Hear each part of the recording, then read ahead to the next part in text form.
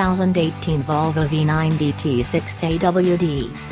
Exclusivity, or at least the appearance of it, is one of the basic tenets of our luxury-obsessed culture.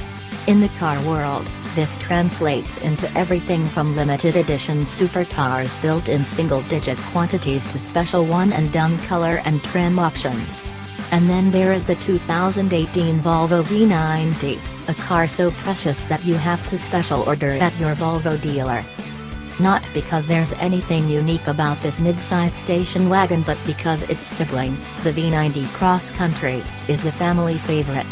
Taller, more rugged-looking, and born first, the Cross Country was selected by Volvo Corporate to be the one to flash its winning grille in showrooms coast to coast. The Cross Country's worst month of sales still tops the total number of unclad and unlifted V90 wagons delivered through September of this year, a mere 120 since the first one rolled into port in May.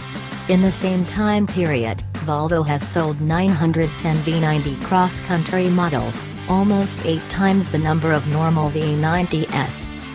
Whether they realize it or not, all those cross-country buyers are making some de facto sacrifices for the gratification of driving their new car home immediately rather than waiting for it to arrive on the slow boat from Sweden. To start, the cross-country is offered solely with all-wheel drive, so even the T5 models with just 250 horsepower from a turbocharged 2.0-liter inline-four start at $53,295. Ditch the second-driven axle and order a front-drive V90 T5 and you can save $2,350. Move up the ladder to the T6, which adds a supercharger to the engine and makes all-wheel drive standard, and the price gap almost disappears. A V90 T6 AWD starts at $56,945, only $150 less than the T6 Cross Country. But the V90 T6 is EPA rated at 31 miles per gallon on the highway, an advantage of 2 miles per gallon over the T6 Cross Country. We achieved 30 miles per gallon in our 75-mile-per-hour highway test of the V90, but we saw only 20 miles per gallon overall, 5 miles per gallon below its EPA combined estimate. The V90's advantage here is entirely a component of its 2.6-inch lower height and 2.3 fewer inches of ground clearance, as there's only a nominal weight penalty for all the Cross Country's butch gear.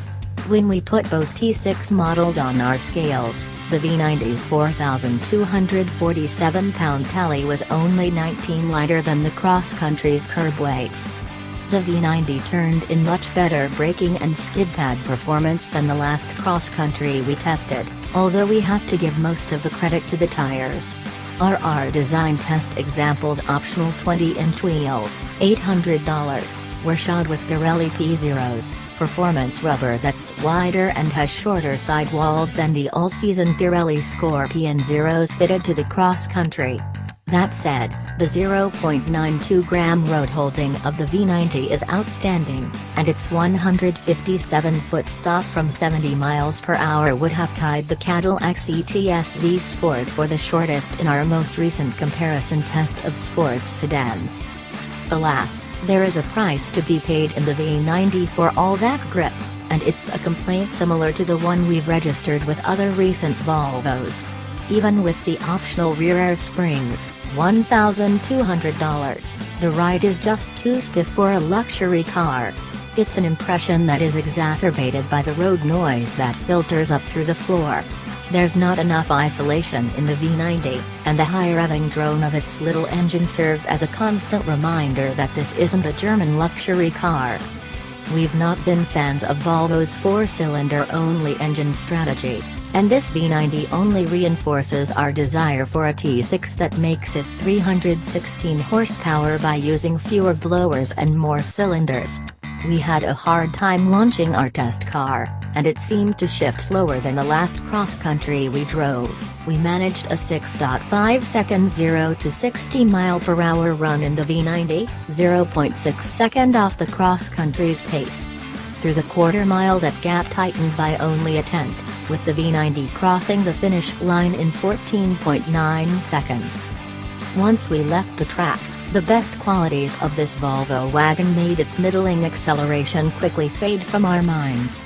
With the rear seats flipped down, the V90's cargo hold proved large enough to swallow a bicycle laid on its side without any of the front fork wrangling or tire removal that's often necessary in hatchbacks.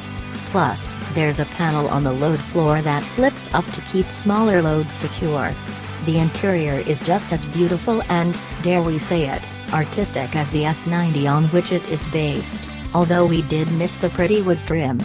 Even if we wouldn't have chosen to spend the $800 on carbon fiber inlays on the dash and door panels that our test car had, there is no vehicle on the market at this price with such a nice cockpit. And, parked in front of the office, even amid some of the more outrageous sports cars that tend to congregate, the V90's long, low stance demanded attention.